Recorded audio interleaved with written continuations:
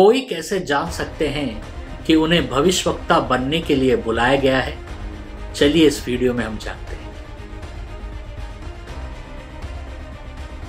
नीचे डिस्क्रिप्शन में कई लिंक्स दिया गया है, उस लिंक्स में जाना मत भूलिएगा, क्योंकि उस लिंक्स के द्वारा आप बहुत कुछ परमेश्वर के वचन के बारे में गहरा जान पाएंगे। सबके मन में ये सवाल रहता है कि मैं कौन हूँ, और विशेष तरीके से क्या मैं भविष्यवक्ता हूँ?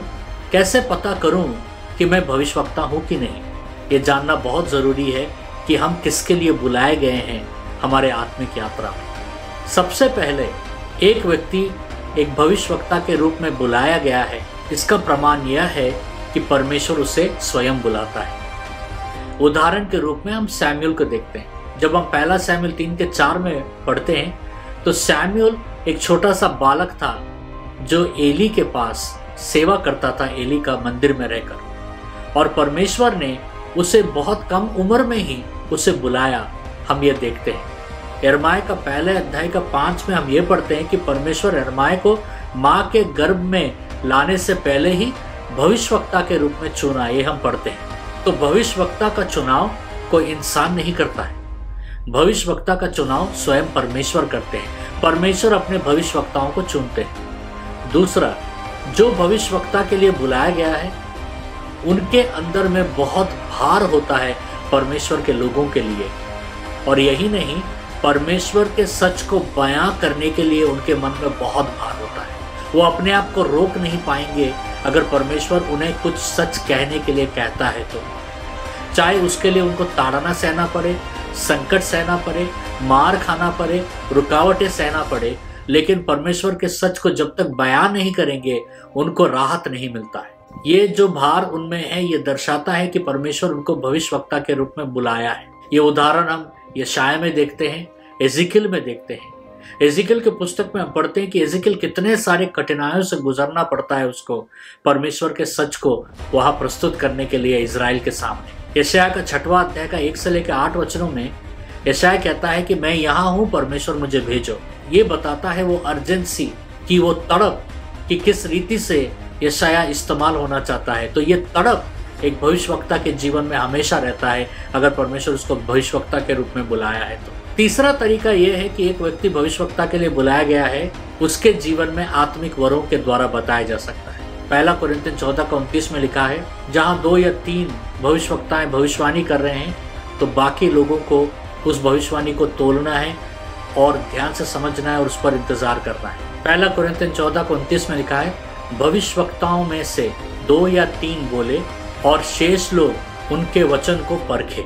इसका अर्थ यह है कि कलीसिया एक व्यक्ति के अंदर में वरों को देखकर बताएगा कि क्या वो भविष्यवक्ता है कि नहीं।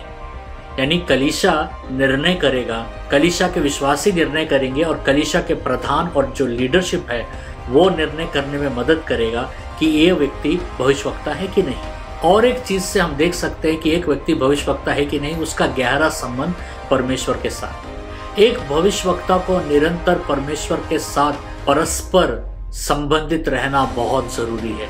एमोस का 3:7 में हम देखते हैं, उस वचन में लिखा है कि परमेश्वर अपना योजना अपने सेवकों को यानी उनके भविष्यवक्ताओं को जरूर प्रकट करेंगे। यानी इसका मतलब है अगर परमेश्वर कुछ करना चाहे, कुछ कहना चाहे, एक भविष्यवक्ता के द्वारा ही परमेश्वर उस कम्युनिकेशन को या उस प्रोफेसी को या उस भविष्यवाणी को परमेश्वर बयां करेंगे। आखिरी, एक व्यक्ति को कैसा पता चलेगा कि वो भविष्यवक्ता है कि नहीं, और वो है उसके सेवकाई के फल से।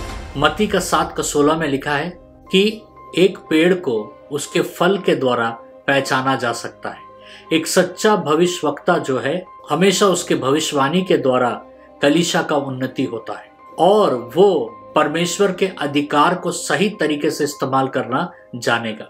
और जैसे वो व्यक्ति अपने अनुभव में बढ़ता हुआ जाता है तो उसका प्रॉफिटिक एक्यूरेसी बढ़ता हुआ जाते हैं, और यही नहीं, उस व्यक्ति के सेवकाई के द्वारा कई सारे लोग प्रभावित होते हुए हम देख सकते हैं। ये प्रभाव ही प्रमाण है कि ये व्यक्ति एक भविष्यवक्ता है कि नहीं। तो एक व्यक्ति भविष्यवक्ता है कि नहीं कैसा पता चलेगा? पहला, परमेश्वर के बुलावे से। दूसरा, उस व्यक्ति को परमेश्वर के लोगों के प्रति भार होना बहुत जरूरी है। तीसरा, उस व्यक्ति के द्वारा पवित्र आत्मा किस तरीकों के वरों को इस्तेमाल कर रहे हैं उसके द्वारा।